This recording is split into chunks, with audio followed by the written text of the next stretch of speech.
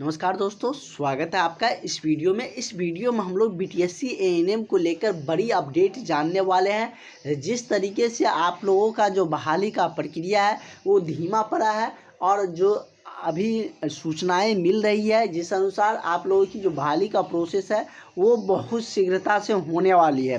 जिस तरीके से मंत्री जी का भी बयान आ रहे हैं और कह सकते हैं कि जो भी वैकेंसी रुका हुआ रहता है उसको होली या दिवाली में कह सकते हैं नया सौगात मिलता है, तो वो भी आप लोगों को मिलने जा रही है। और जिस तरीके से केस की जो सुनवाई है वो भी आप लोगों को जल्द देखने को मिलने वाली है। किस केस की सुनवाई होंगे वो भी हम डिटेल्स में आपको बताने वाले हैं, क्योंकि किसी एक का भी अब सुनवाई हो जाता है तो उसमें क्या कुछ डिसीजन आएंगे वो सबको पता चल जाएगा और सारा कुछ क्लियर हो जाएंगे।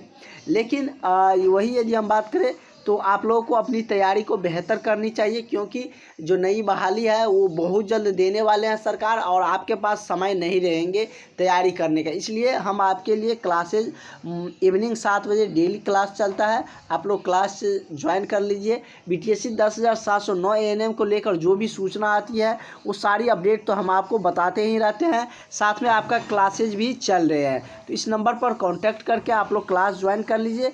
100% आपका एग्ज़ाम निकलेगा, क्योंकि अभी आपके पास तैयारी का समय भी है। तो ज़रूर आप लोग क्लास ज्वाइन कर लीजिए। डेली क्लास चलती है इवनिंग 7 बजे, ठीक है। वही यदि हम बात करें तो जो हमारे स्वास्थ्य मंत्री जी हैं मंगल पांडे जी, वो बीटीएससी एएनएम पर बहुत ही बारीकी से सारा कुछ देख रहे हैं और जल्द ही जैसे कि अभी जो सूचनाएं मिल रही कि बहुत ही जल्द जो इसकी प्रक्रिया है वो कोर्ट से निकालने के बाद सारा प्रोसेस शुरू होने वाली है और इसमें बहुत ज़्यादा समय नहीं लगेंगे। थोड़ा सा कोर्ट में जो डिसीजन है उसी में थोड़ा सा समय लग रहा है। वैसे भी एलपीए केस है तो एलपीए केस में बहुत ज़्यादा समय लगता भी नहीं है।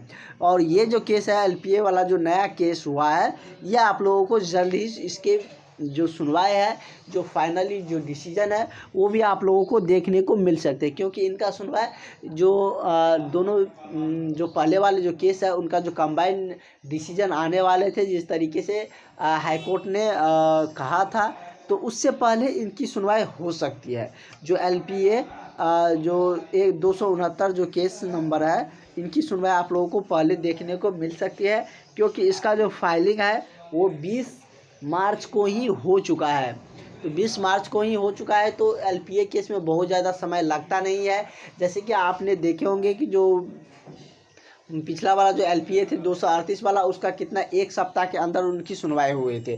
तो ये भी आप लोग देख सकते हैं, इस केस का भी सुनवाई हो सकता है कि जो कंबाइंड सुनवाई आने वाला है उससे पहले इस केस की सुनवाई हो सकती है।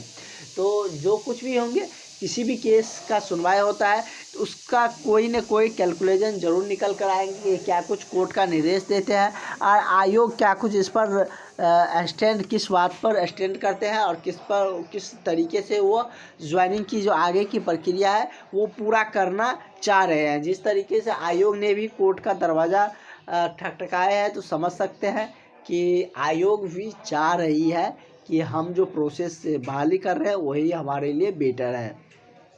नहीं तो कोर्ट के जिस तरीके से और कोर्ट के पास एक ये भी था कि उनको वो सारा प्रोसेस कर रहे थे एग्ज़ाम पैटर्न पर, और ऐसे में जब केस का डिसीजन आ गया जो CWJC नंबर वाले का काउंसलिंग के आधार पर, तो वो डायरेक्ट उस पर मतलब स्टैंड नहीं हो सकते थे, क्योंकि वो जब उसी से कर रहा था तो इतने सारा प्रोसेस क्यों किया। इसलिए कोर्ट के पास आयोग भी गया है।